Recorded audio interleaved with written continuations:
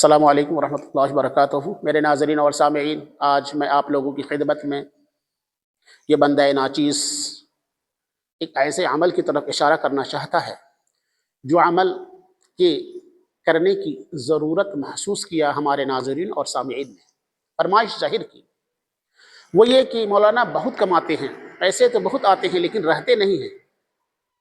دائمی دولت، ہمیشہ رہنے والا دولت، بھئی دولت تو ہمیشہ نہیں رہتی ہے، نہ کسی کی زندگی رہتی ہے، لیکن مقصد اصلیہ یہ ہے کہنے کا کہ بس ادھر آیا ادھر گیا نہ ہو۔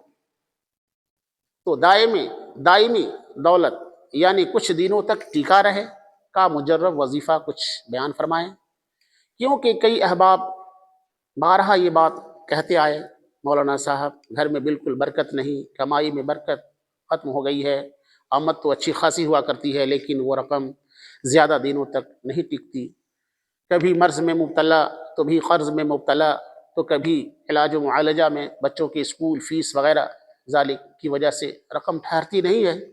کیفیت یہ ہے، اس صورتحال کی بنیاد پر ادھر کمائے ادھر گئے، ادھر کمائے ادھر گوائے والا ماحول بنا ہوا ہے۔ اس کے لیے کوئی عمل بتائیے جو گھر میں برکت ہو، برکتوں کا نزول ہو، مکان دکان و کھلیان میں خصوصاً خیر و برکت کا نزول ہو، کوئی کچھ مجرب عمل بتائیے۔ تو میرے ناظرین و سامعین برائے کرم ارسال کیا جا رہا ہے۔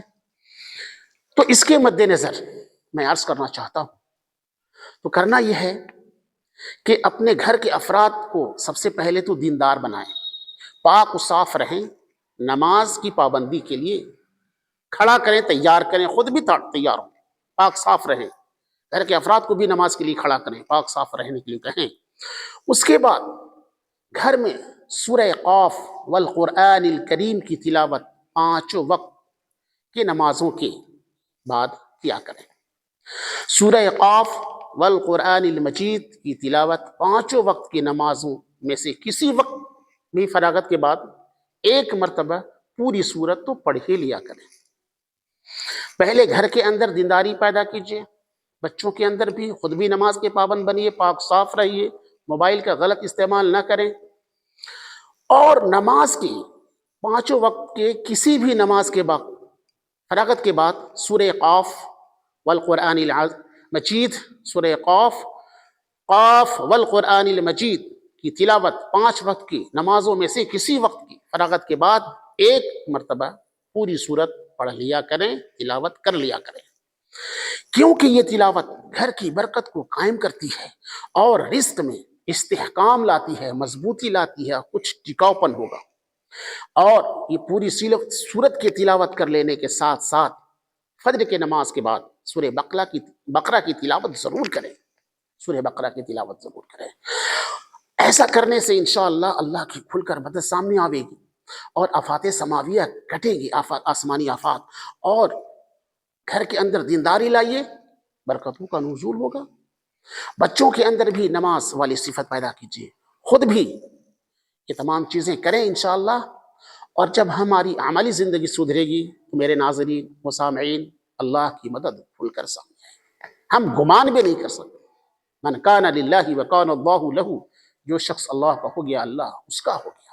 من کان للہ وکان اللہ لہ، جو شخص اللہ کا ہو گیا اللہ اس کا ہو گیا، اور جس کا اللہ ہو جائے اس ہر طرح کی سہولیات فراہم ہوں گی، صرف اللہ کی یقین کے ساتھ کہ اللہ کی ذات ہی کرنے والی ذات ہے، اس ایمان اور یقین کی درستگی کے ساتھ کفریانہ کلام نہ ہو اور عمل بھی نہ ہو۔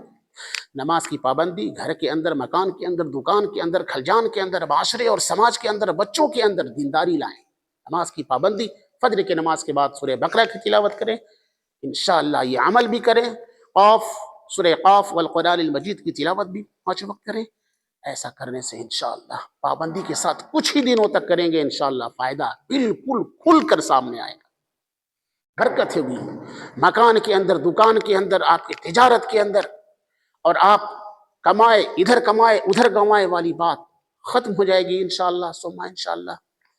میرے ناظرین یہ اس عمل کو کر کے دیکھیں۔